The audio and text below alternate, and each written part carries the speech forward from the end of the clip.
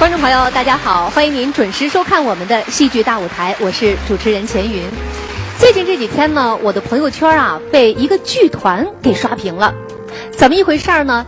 这个今年7月份呢，在上海进行了这个粤剧嘉年华系列展演。这个剧团的票房啊太火爆了，原定呢只演3场，结果呢因为实在供不应求呢，又加了2场，一共是5场，场场爆满，一票难求。那么他们究竟是谁？为什么具有这样的号召力呢？接下来我们就掌声把他们请到台上来，欢迎他们。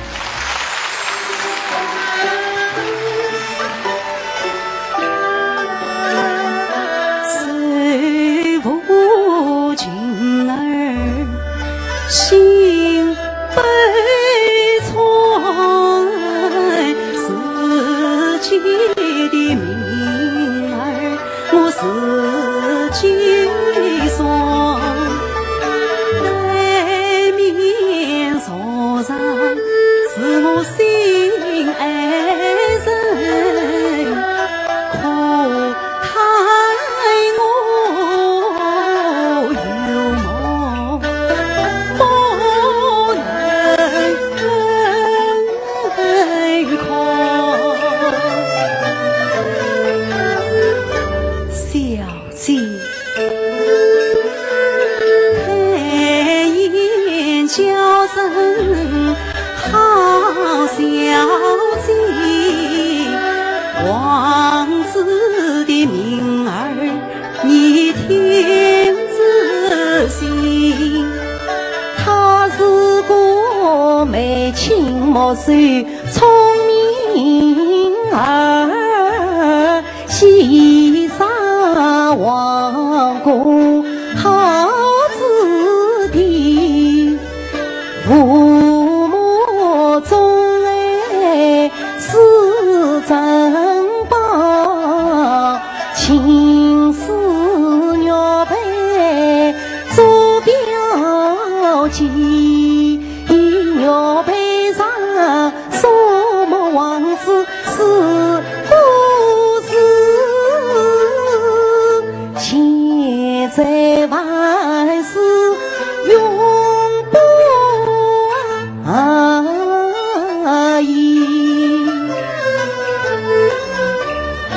真王日子多欢乐，谁知平地风不起，开那半边草不赢，一家关着不分子娘忠心，据王子他冒险自下跑出去，光阴流水容易过一季，过去又一季，王子长人到17岁，身黑飘啊才看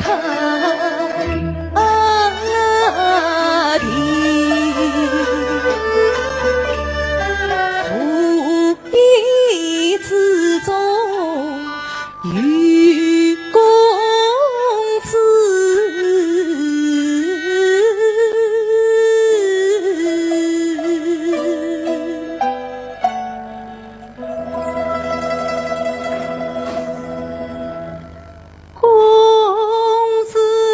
的芳名叫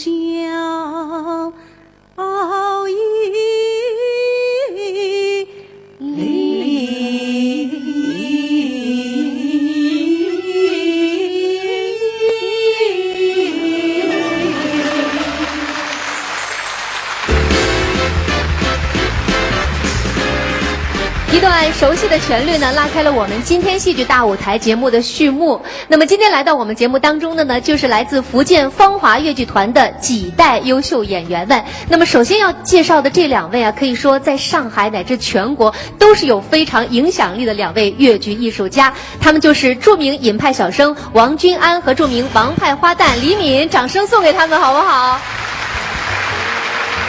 好，那么同时今天来的还有我们剧团的中坚力量以及新生代演员。我们这边是小生组，这边是花旦组，我们就请2位做个代表，分别介绍一下，好吗？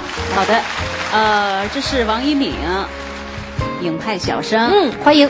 这是程丽宇，也是影派小生。那么最旁边这位是伟猜，徐伟猜，影派小生。李敏老师，你们这边呢？站在我身边的这位美丽的女孩，那就是我们团的副书记、副团长，张派花旦国家一级演员郑权啊。那这位呢，是吕派花旦，陈翠红，在我女驸马当中，她是演公主的，可爱吧？陈翠红你好，欢迎。你好。那这位。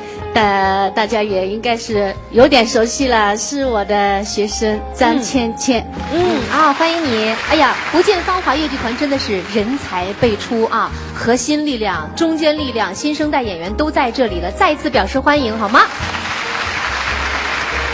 刚才我们的开场节目呢，这个王君安呢是带领着几位影派小生一起唱了一段沙漠王子的算命，是不是有一种特别熟悉的感觉？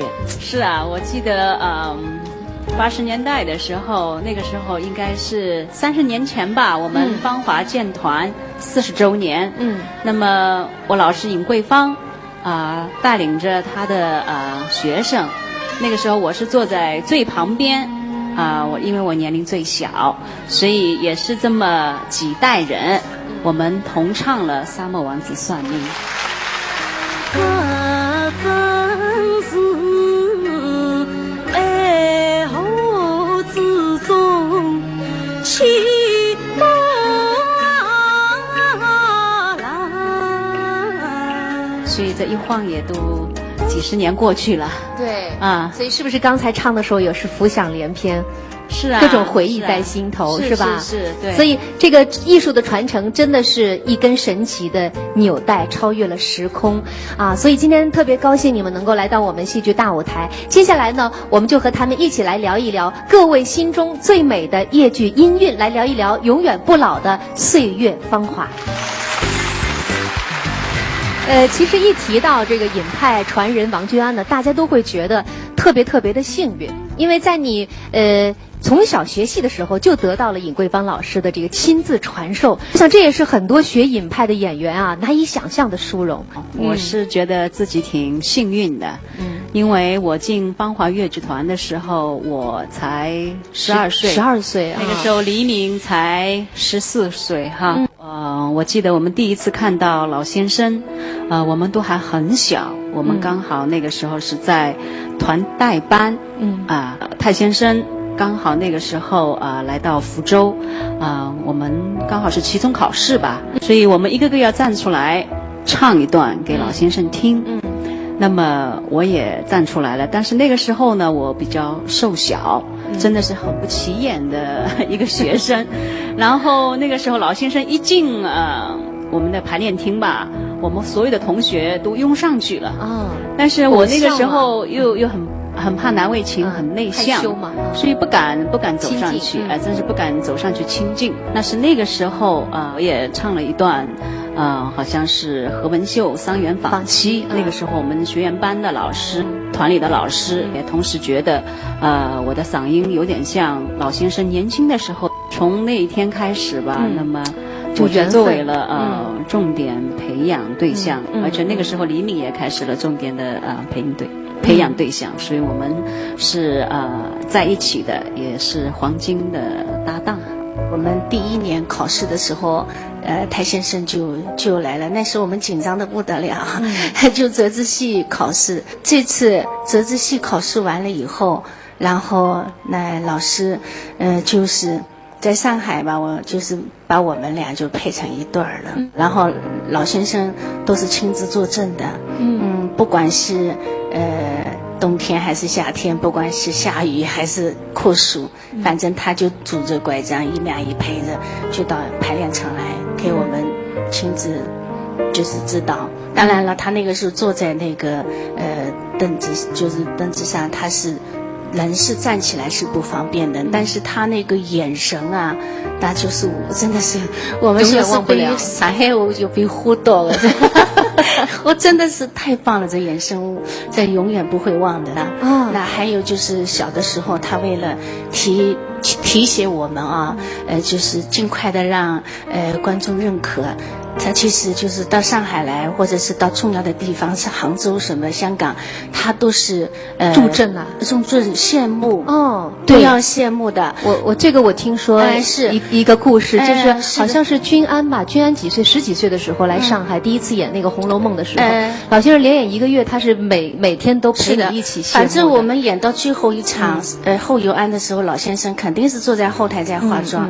等到我们就是三幕一支的时候，那老先生肯定是站在台边的。我们前辈艺术家吧，他们对这种艺术啊非常非常的认真。你说老先生他真的很，你说要上台之前，他肯定在那边很认真的在化妆了。一定打扮得清清楚楚，他非常非常讲究的这一方面。然后就安安静静的就是这样坐在上场门。他为什么一定要每场都来谢幕跟你一起？因为他要答谢上海的观众。因为你知道芳华是从上海出去的。上海其实就是芳华的娘家。那么老先生跟上海的观众有着深厚的感情。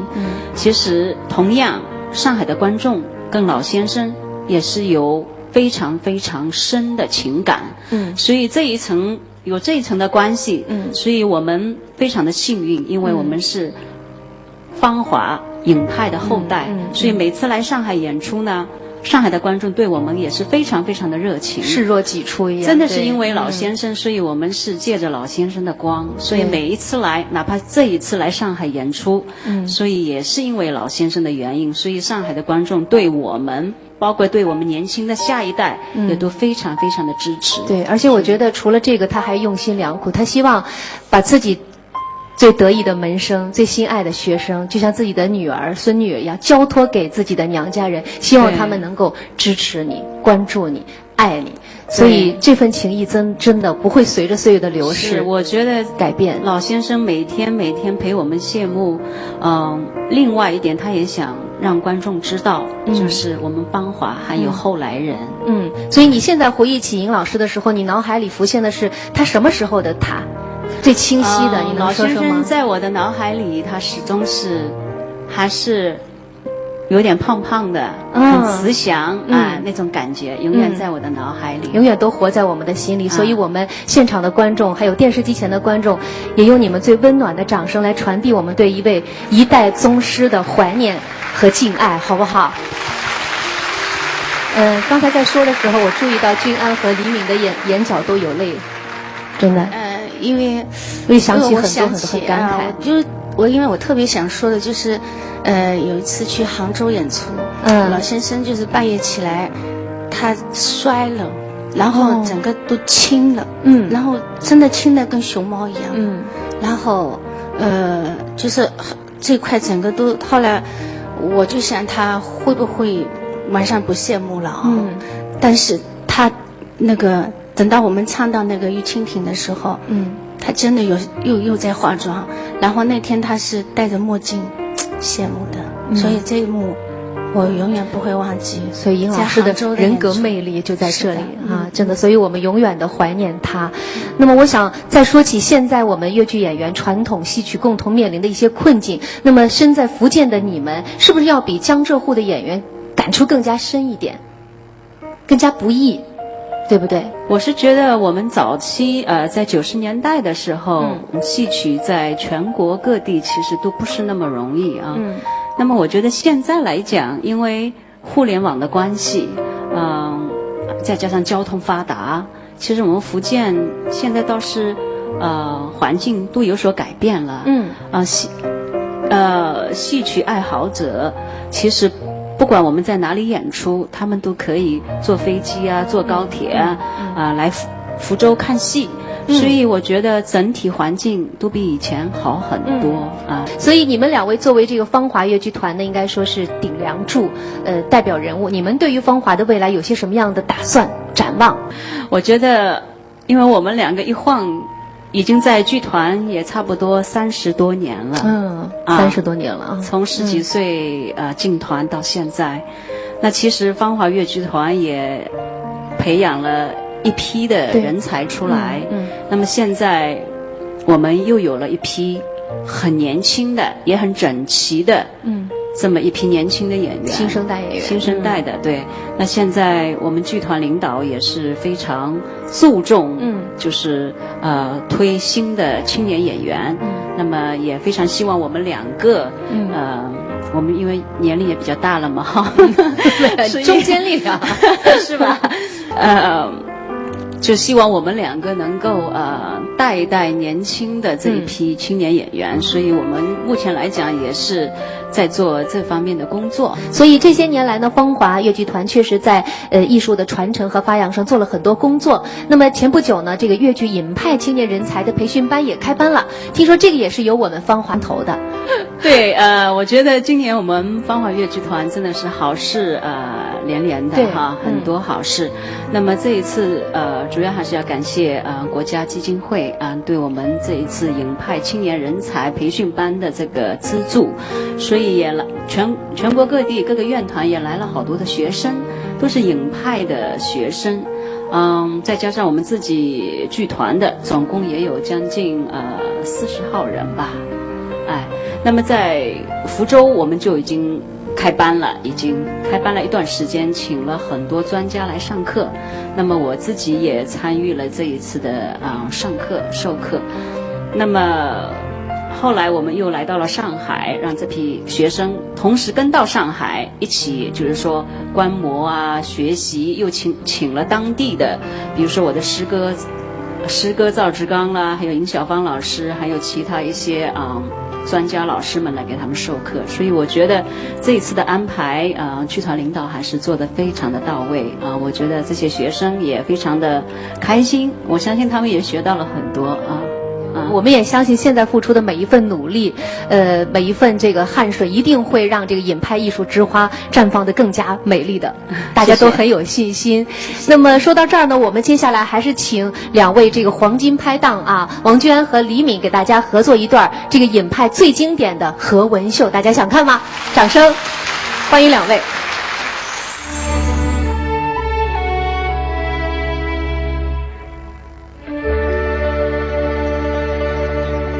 有老娘子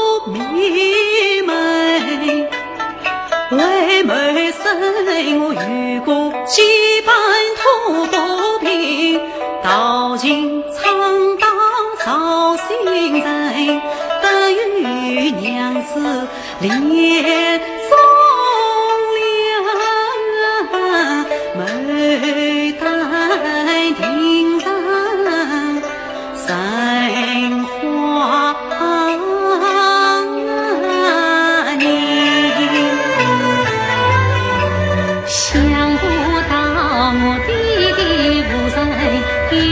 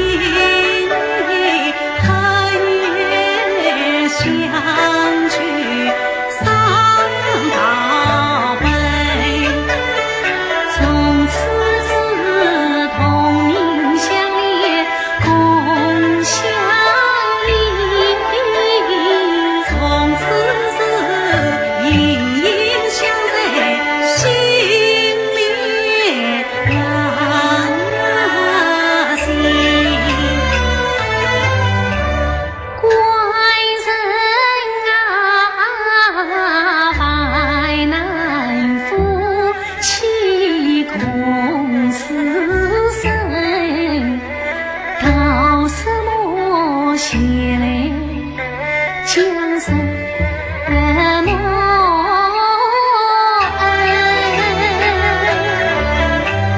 园子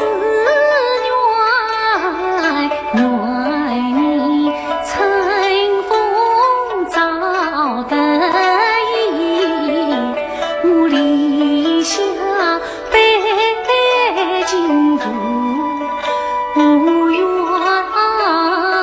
深，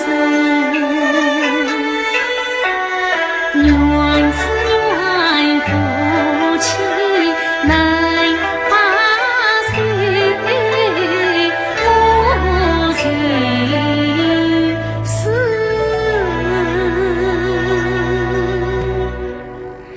谁苦谁难也关心。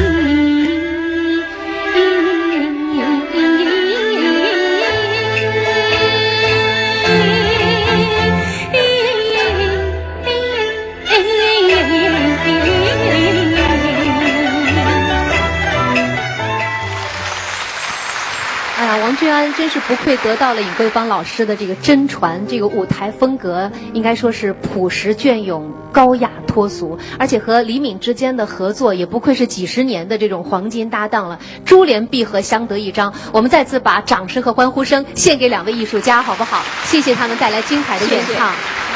啊。那么一段经典的演唱之后呢，我们的台上又多了两位芳华的成员，介绍一下尹派小生王一敏和吕派花旦陈翠红，欢迎两位。他们两位呢也是福建芳华粤剧团培养的优秀的演员啊。其实你们也不是福建人，是浙江嵊州的粤剧发源地。我是浙江玉环人，台州玉环人。那么你们是怎么进入芳华粤剧团的呢？我姐姐呢，她小时候就会唱粤剧，她就家里放那个底片啊，是放那个庞七所期的尹桂芳老师的。然后她说她喜欢小生啊，对，她说尹桂芳老师很有名啊，她说他们那边有招生，她说你去考。她自己喜欢，怎么推荐你去考？应该她自己去考啊。她那时候书读得非常好啊，我爸爸不让她考。尖子生是吧？不轻易放弃学业。对。然后就把她的梦想放在你身上了。对，在我这边实现。结果你一考就考中了，考上了。那么王一敏呢？因为我是出生在那个粤剧发源地嵊州嘛，那大家都知道，家家都会唱粤剧，团团都有嵊州人。然后可能小时候嘛，因为我们那边家乡有公园啊，有什么，大家都在一起当做一项娱乐活动在传播着粤剧。我记得那时候是喇叭里面大喇叭播的啦，广场里面没有像现在那么现代科技那么发达的。然后就是3元坊期，一天到晚1碗菜、2碗菜、3碗菜这样子点。包括到现在现在我有时候回家看到广场里还是有很多爱好者在一起传播着粤剧，所以你就是在那样的氛围当中成长起来的。然后我妈就很幸运的就唱着唱着唱进了芳华。唱进了芳华。对。那么我们两位师姐是不是也评价一下你们的两位师妹？翠翠，我觉得她这个声音啊，就跟她的名字一样的翠。对，翠。她那个师从的流派又是一个又是吕瑞英老师的吕派。她在哪些大戏里面也有出色的表现，重要的角色。她非常努力的，她那个不间断的会跑到上海来跟吕瑞英老师来学戏。比如说她的那个陈三娘非常成功的，那在团里面还有小的学员跟着她一块儿，就是把这个陈三娘现在也在演出呢。那么接下来她还有什么花为媒是陶李梅，陶李梅现在又在上海跟李瑞英老师在学习。那么去年很幸福。是的，真的，她常常跟我说的，因为我问她都在上海，非常努力刻苦，很好。那经常来上海的话，经常到这里来做客啊。好，谢谢。那我们王君安也说说王一敏。一敏也是挺努力的。我记得你前几年也有自己的个人专场哈，一些影派的大戏，其实一敏都会演。其实一敏的嗓子条件还是挺不错的啊。刚才你们4个人唱的时候，我注意到中气很足的。对，是吧？我觉得一敏还是很不错的，非常优秀的一个影派传人。我觉得一敏完全还可以做得更好。你们待了芳华有20年了吧？10多年、20年了。 20几年了。 20几年了。20年，这差不多。20年了。我是96年进去的。你们这个觉得在芳华给你们最大的感受是什么？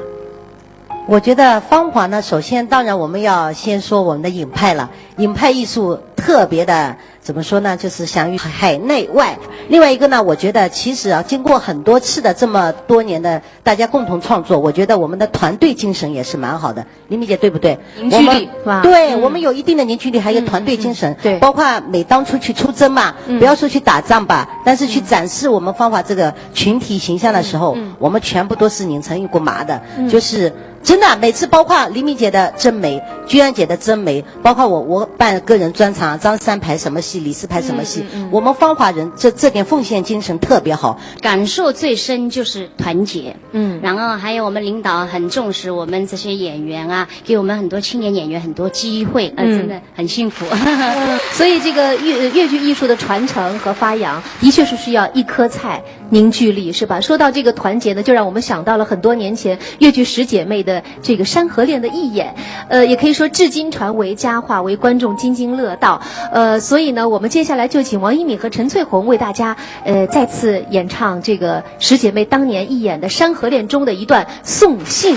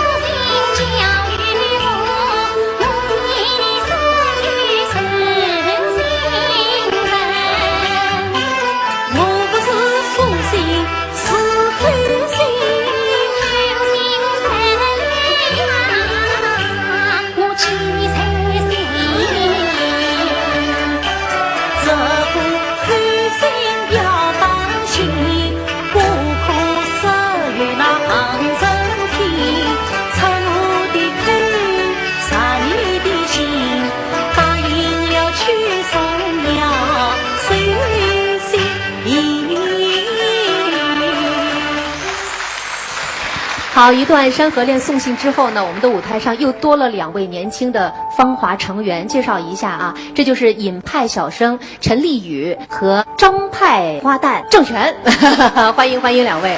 大家好。哎，其实我们上海的观众对陈丽宇应该不会感到陌生了，从第一届粤女争锋就认识你了，而且那一次你真的是让很多人是跌破了眼镜，最后是以一匹黑马的姿态冲进了10强，是吧？得到了金奖。那个时候我是很懵懂的，对影派也没有什么太多的概念。那时候才几岁啊？06年的时候。20多。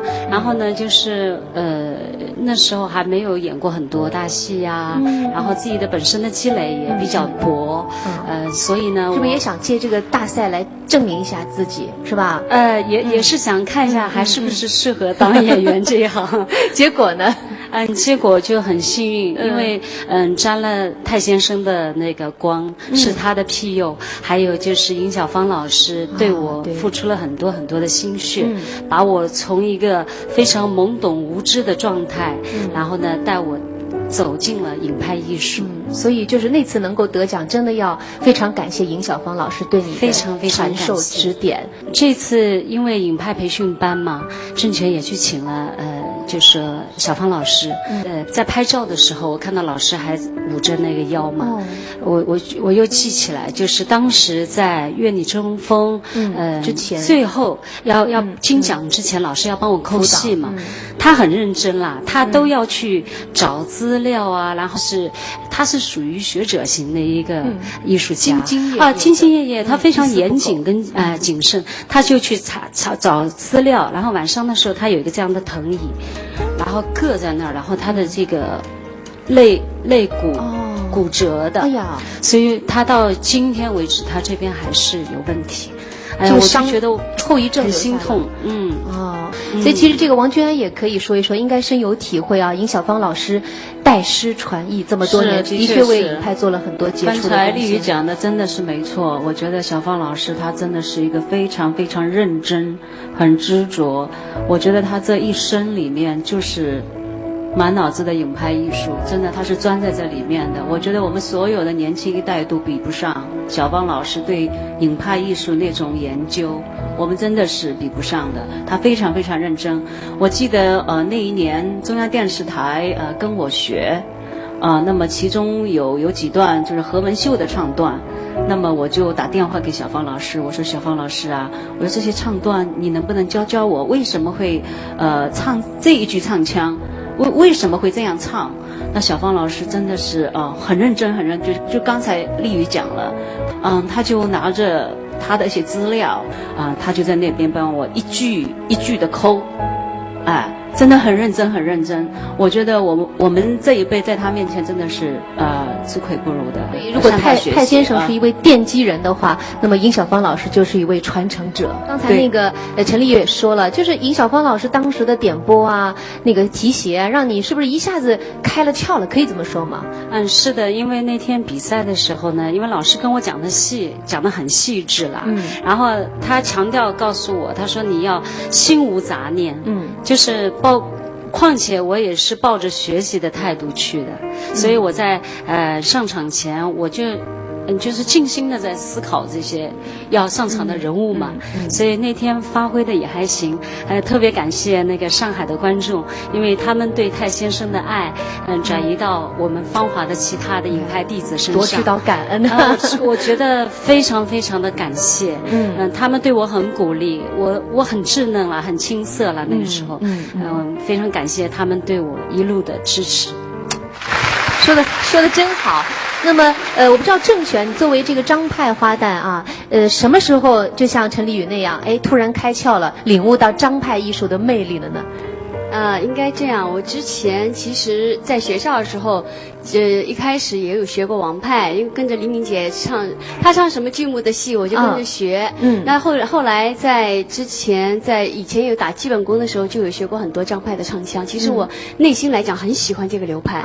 那正是因为这个流派，大家都在说流派是比较冷门，可是我非常喜欢。08、09年的时候，因为我没有机会像我们这样，已经没有机会再拜见张云霞老师。对。但是我很幸运遇上了何赛飞老师。那我有向他学艺。同同时也得到了张老师家人的支持，包括原来的作曲家就是唐慧良老师，他们一直在帮助我，所以我觉得我很有一种责任感，我觉得希望能够把张派艺术传承下去。那郑权就不用说了，郑权是现在我们团里面的团领导，他肩上的担子是更重了，真的，我是看着他一路这么过来的，从唐婉、倩女幽魂，现在的那个春草闯堂，包括现在这次的那个影派飞那个传承的那个所有的那些一些的细节的工作，都是郑权在做的。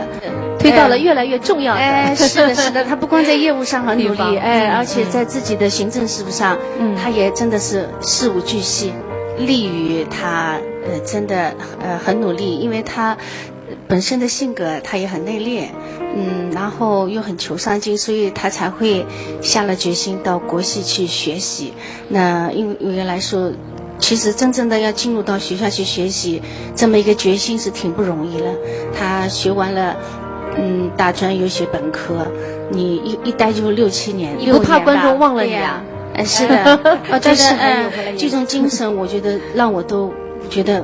真的，小孩子特别不容易，磨刀不误砍柴工。是的，是的，小石没有，加油啊，加油，加油，加油！然后要说说你们的那个《倩女幽魂》啊，因为之前电影大家都看过，有这个张国荣、那个王祖贤版本的，堪称经典，至今是津津乐道，是吧？然后又有你们知道赵志刚也有一版那个《倩女幽魂》，那么有这样的珠玉在前，你们再来排这个《倩女幽魂》，会不会有一些挑战，有一些压力呢？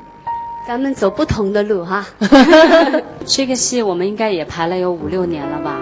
就是当时我们会看一些参考，也在找这个感觉，就在排演的过程当中，慢慢把这个人物感找到。听说那个新版本里边还增加了很多新的元素，能够透露一下吗？加一些魔术的一些元素。我们整个剧本等于不改变，动作也不变，但它就是非常微妙的结合进去。我知道了，因为粤剧不像电影可以用一些特技啊或者什么，所以增加了那个魔术的环节，更加有一点魔幻的感觉，是不是？哎呀，好期待啊！我们看一看那个粤剧和魔术之间的对话，真的是让我们翘首以待。不过在这个新版本这个诞生之前，见面之前，我们能不能现场先来一段原版的《倩女幽魂》当中的选段，就由2位来为大家表演，好不好？好，大家掌声欢迎。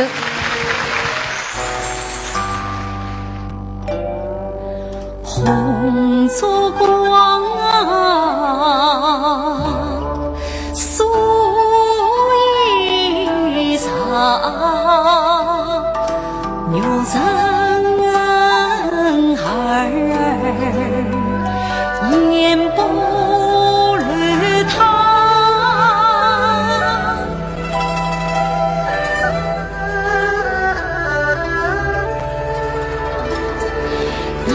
亲娘生于长，心事在面是尘浪。明彩人，此生不在梦乡。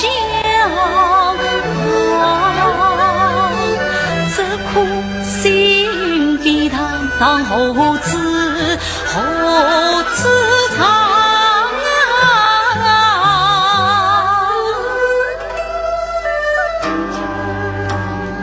红烛光，素衣裳，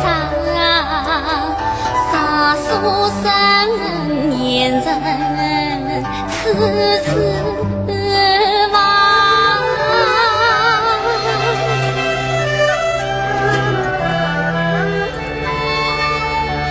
年轻娘生一场，今是文乱是波浪。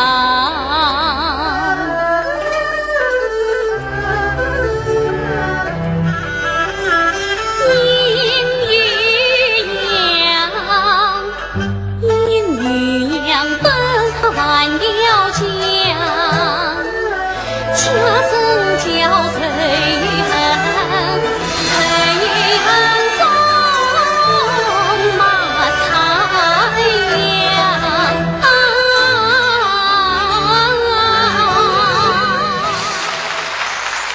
段《倩女幽魂》的选段之后呢，我们台上呢又来了2位90后的新生代演员，我们就请各自的老师来介绍一下他们的学生，好不好？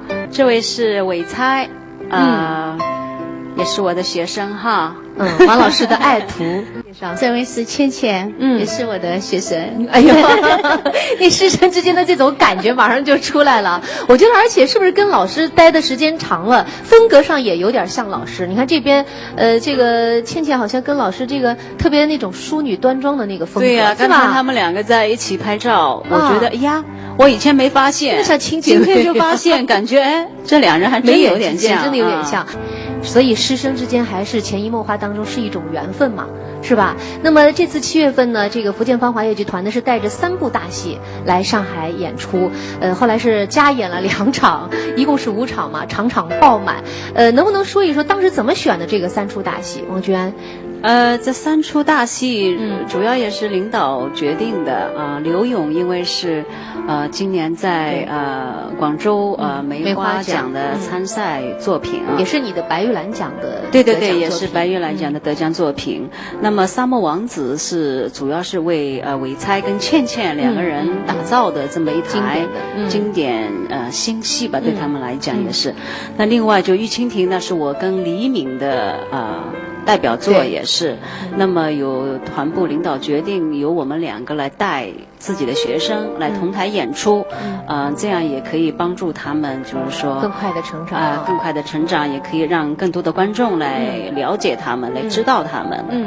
那么你们之间的这个师生缘是怎么正式结下的呢？缘分首先是来自芳华，刚刚我跟居安老师私底下也有讲，然后他说也是，就说觉得这一段缘分就更像是一种芳华人一代一代的这种情感的延续，好像就跟亲人一样的，还是对。其实老师正式有这个拜师仪式的收学生的就是你是吗？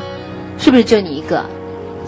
目前是这样。哎呀，那很幸运啊，是吧？其实他们这一批的演员，青年演员，其实我跟黎明都把他们当学生。我觉得不管他们是叫我学生还是叫我老师，还是不是老师，拜不拜，其实这都是一种形式啊。其实他们都是我们的学生。老师觉得就是收了你们以后责任更大了，你们觉得呢？拜了以后，你们觉得有什么不一样吗？跟原来？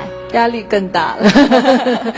老师人非常好，非常和蔼可亲。每次我有问题指教老师，老师都会一一的跟你说清楚，他不厌其烦的跟你做示范。只要我排，我就希望给他认真一点，就是每一个细节我都会跟他讲。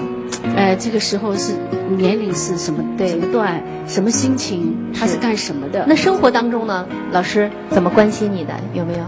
有，我上次生病了，老师还经常打电话过来问我好点没有啊？上海演出你要自己加油，好好练习。老师不在身边，因为老师他本身自己就比较忙，但是他在忙的过程当中还是不会忘了来关心我，来指导我。我非常感谢我的这个学生在你心目当中是一个什么感觉？就像自己的妹子或者自己的孩子一样，是不是有一种这种感觉？我的女儿也差不了她多少岁吧？哦，对呀，那比她小一点的吧？对，比她小一点。所以大概我女儿是差不多辈，所以我肯定是把她当自己孩子一样疼她啊。是，所以这个学生真的很幸运。那这边呢？说起老师，你印象最深的是什么？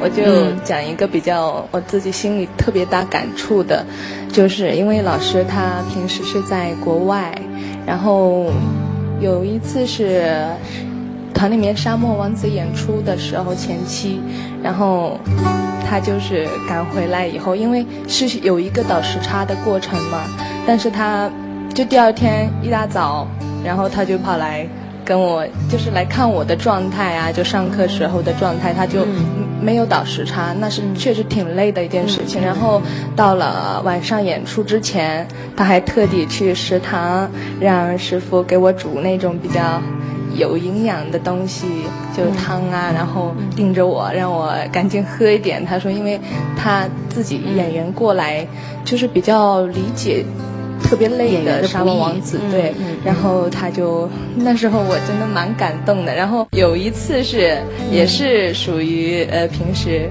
他回来啦，然后住在楼下嘛，然后他就大概有4、5天时间，然后他就每天叫着我下去一起吃饭呐，然后我们2个就点一个那种每天喝那个叫丝瓜蛤蜊汤，清火的汤是吧？哦，对，不是，人人都到我的面前说伟猜他不吃饭哦，那我想这怎么行嘛啊？因为他毕竟是为什么不吃饭呢？是因为要减肥吗？现在这个年轻一代的人都是要瘦身啊，是吧？要减肥啊，要瘦身啊，苦。那我想不吃饭怎么行呢？一瘦的来哈，他自己更瘦，他天天讲。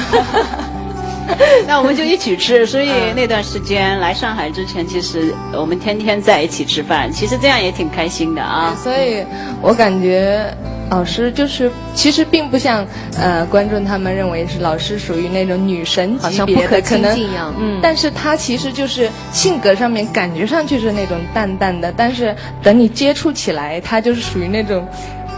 我感觉是属于那种萌萌哒的那种。我知道了，就是王娟就是典型的热水瓶型的，外冷内热，是吧？所以我在想，刚才你在说自己学生的时候，王君安眼睛里面还是闪亮闪亮的，是不是？此情此景也让你想到了当年尹桂芳老师手把手教你的情景。有吗？有一点时光倒流的感觉。是啊，因为我小的时候，我的记忆当中就是到任何地方好像感觉我都是最小的，是不是？因为我是学校里面我也是最小的，然后在影派的弟子当中我又是最小的，然后若干年之后现在吧，我走到哪里感觉好像自己已经年龄很，就感觉好像年轻一代都上来了，我们。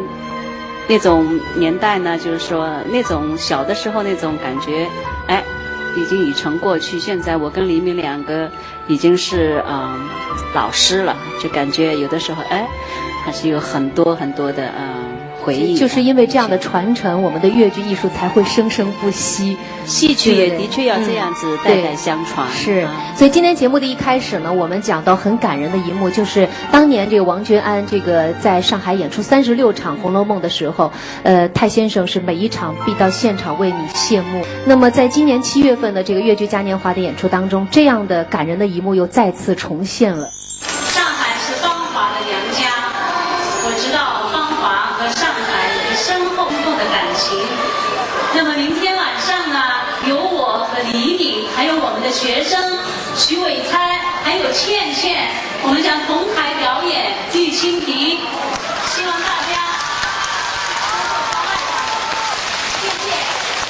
时隔几十年后，这种情景又再现了，是不是？所以我觉得真的就是最让我感动就是这个七个字，就是岁月流逝，情永驻。就不管时间如何流逝，永远不变的就是师生之间的这份情谊。对，而且还更重要的就是我们的芳华情，因为芳华就是一个大家庭。对，所以在起飞的日子里，有老师陪伴，有你们，在为你们鼓励，在为你们支持，所以我们更加要加油，好不好？我们也抱一抱自己的老师，表示一下感谢。我们掌声送给这2对师徒啊！希望你们能够在粤剧的道路上越走越好。好，那么所以也请电视机前我们在座的观众朋友给这个90后的新生代的演员更多的支持和鼓励，他们一定会表现得更加的出色。也亏牛培，小姐，这是我家传，这是你的家传之宝，定是放在谁因此事失落在此。沙漠王子，西沙罗兰，举手。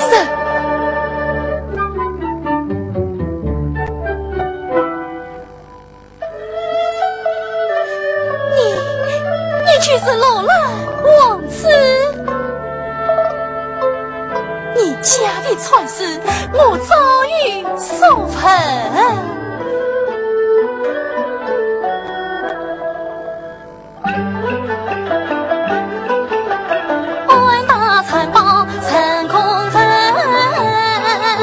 西沙传世一枝盆，红霞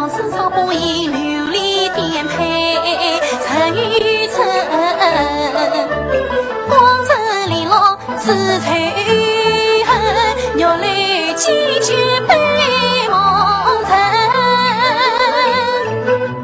女儿家恨父为天理，难以分一皆在心。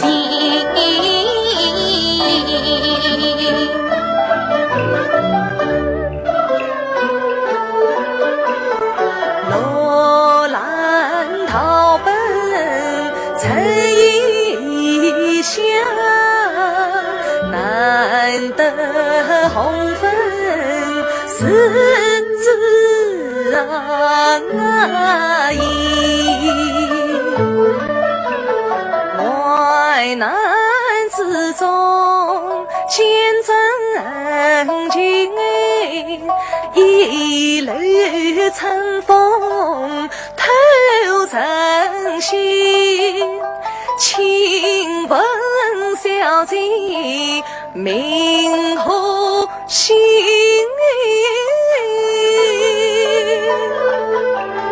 那个婆罗是家门。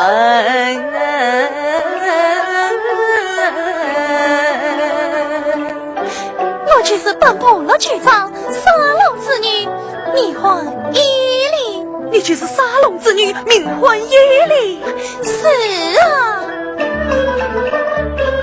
沙龙对我有救命恩，伊犁公子就闻名。闻到大声下你眼前被公子却成婚。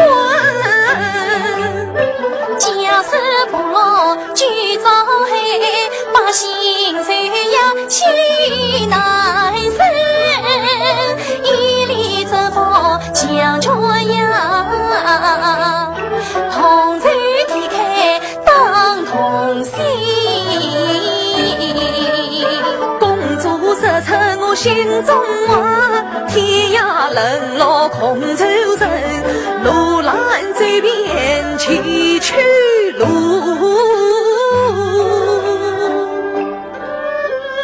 今朝得遇是心神。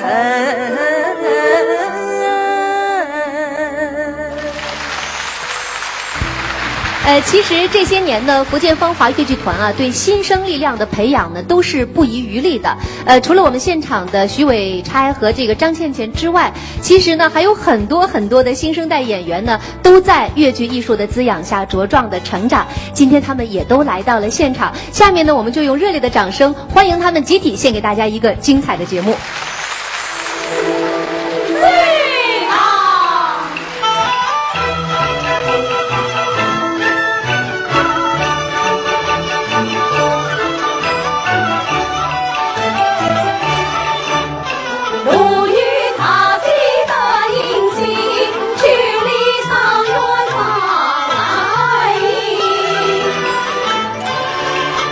明目赛桃花中。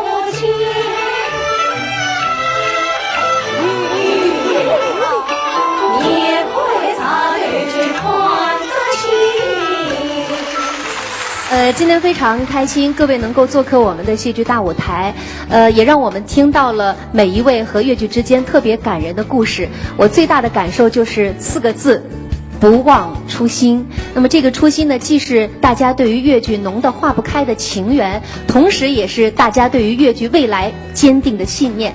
在这儿呢，让我送出最由衷的祝福，祝福福建芳华，代代芳华。感谢你们，感谢电视机前的观众朋友的陪伴，我们下期节目再见。